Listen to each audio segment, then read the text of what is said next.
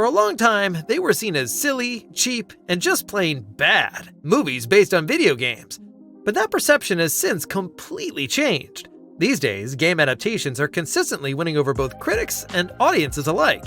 And it feels like every single week, there is a new video game movie or series being announced. So, has the golden age of superheroes in Hollywood finally come to an end? Are we now entering the era of video game adaptations? Well, in this video, we are breaking down what is really behind this trend. We will highlight the key similarities between superhero films and video game adaptations, and explain why you might want to approach all this new game-based content with a bit of skepticism. Throughout its long history, the film industry has repeatedly produced major trends that have shaped cinema for years, and eventually, these trends were always replaced by something new. Westerns dominated for a while, then the dark detective stories of film noir took over. While harsh social criticism was still in demand in the 60s and 70s, movies like Jaws and Star Wars ushered in the era of popcorn movies. With the rise of blockbusters came a completely new concept: the franchise. For the first time, a movie wasn't just a standalone work, but potentially the starting point for sequels and merchandise in every shape and form. A concept that has endured to this day, growing more extreme over time. The perfect example of this is superhero cinema. Over the past 2 decades, the genre has truly become Hollywood's biggest crowd puller. Of course, such movies had been around for a while. The Superman movies with Christopher Reeve and the Batman movies with Michael Keaton were among the first to really get people's attention. But despite occasional successes, major superhero movies remained irregular releases for a long time, with widely varying quality. It wasn't until the 2000s that the trend really took off, thanks in part to technological advances, namely CGI. Sam Raimi's Spider-Man and Bryan Singer's X-Men proved that superhero stories are ideal material for visually spectacular blockbusters that can also reach a mass audience. Of course, Christopher Nolan's The Dark Knight trilogy also set new standards. These films laid the narrative and aesthetic foundation for what was to follow. The year 2008 marked a decisive turning point. With Iron Man, Marvel Studios launched an entire cinematic universe. The movie was surprisingly successful, not least because of Robert Downey Jr.'s charismatic performance. In hindsight, Iron Man can be seen as the film that kicked off the true superhero boom. Leading the way was the Marvel Cinematic Universe. Marvel wove its films together while introducing new characters and worlds over the years. This all culminated in what seemed like the ultimate finale, Avengers: Infinity War and Avengers: Endgame, the narrative, emotional, and box office peaks of the saga. These movies were impossible to ignore, and the hype surrounding superhero movies reached an all-time high.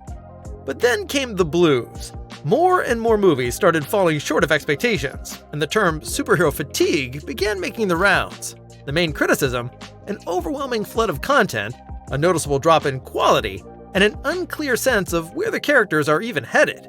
Of course, these are issues that can be addressed, and recent successes like Superman and the Fantastic Four show that audiences are still interested in superheroes as long as the quality is right.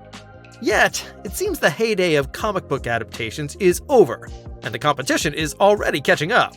A new trend is taking hold in Hollywood. Say hello to video games. Films based on video games were initially ridiculed, much like superhero movies once were. And with good reason. The film industry struggled to unlock their cinematic potential for years. The history of video game adaptations is filled with failed experiments and missed opportunities. Many early attempts were met with mixed to poor reception from critics and audiences. In the 90s, for instance, adaptations like Super Mario Bros., Street Fighter, and Mortal Kombat had already hit the big screen. Then, the 2000s saw the release of the Resident Evil film series and the Lara Croft film starring Angelina Jolie. But genuine success remained limited despite garnering some attention. In the meantime, however, things have completely changed. More and more movies and series are based on video games and are finding widespread success with audiences. The Super Mario Bros. Movie, the Sonic the Hedgehog films, and most recently a Minecraft movie have all achieved massive box office returns. Video game adaptations have also been thriving in the world of TV series. At least the first season of The Last of Us won over game fans, critics, and new viewers alike. Equally popular is the adaptation of Fallout. With a mix of dark humor, retro-futurism, and post-apocalyptic atmosphere, the series managed to capture the unique vibe of the game franchise on screen. Meanwhile, Netflix scored a major hit with the League of Legends adaptation Arcane. All these examples share one key trait: a dedication to staying true to the original games. This is a significant shift from earlier attempts, where the source material was rarely taken seriously and usually adapted only on a superficial level. There is a particular reason why so many popular games are making their way to theaters and streaming platforms. Games come with something studios love: an existing, dedicated community. Game franchises such as The Legend of Zelda and God of War have millions of loyal fans worldwide. For studios, this means less risk and more buzz right from the start. Similar to superhero comics, film studios benefit from the well-known IP behind video games. They adapt established brands with high recognition value, which makes marketing much easier. Another important reason for the boom in video game adaptations: gaming has evolved from a nerdy hobby into mainstream entertainment over the decades. Unlike in the past, games now appeal to all age groups. This means there's a much bigger overall target audience. From a fan's perspective, the boom is a double-edged sword. On the one hand, many are excited to finally see their favorite games brought to the big screen. Positive examples from recent years have shown that it can work. On the other hand, there is a risk that the trend of familiar stories being retold and continued over and over again will persist, leaving no room for truly new ideas and creative experiments. In this regard, it doesn't really matter whether the stories come from comics or video games. Nevertheless, video games still have a big advantage over superhero movies. Many game franchises simply don't exist in cinemas yet. Marvel and DC are finding it increasingly difficult to offer anything truly new. But the gaming market still holds huge untapped potential when it comes to characters, worlds, and stories that have already proven successful. And even if the adaptation of a particular game series flops, it has little impact on the prospects of other franchises. Overall, the signs are clear. An end to major video game adaptations is nowhere in sight. This is evident from the huge wave of announcements coming out of Hollywood about films based on popular games. For example, later this year, Mortal Kombat 2 and Five Nights at Freddy's 2 are already set to be released. In the coming years, we can also expect adaptations of Ghosts of Tsushima, Gears of War, Mass Effect, BioShock, and another Assassin's Creed. Additional sequels are in the works as well, including the Super Mario Bros. Movie 2, Sonic the Hedgehog 4, the second season of Fallout, and Season 3 of The Last of Us. And a new Street Fighter movie has also been announced. As you can see, the list is long, and it's only getting longer.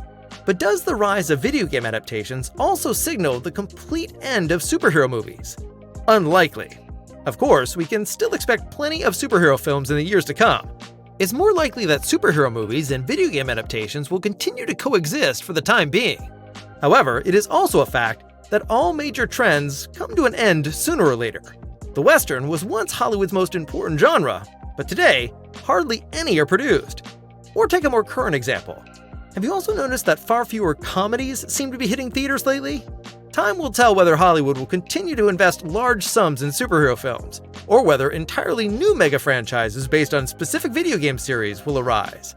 What do you think? Do you see this new trend as a refreshing change from all the superhero stories?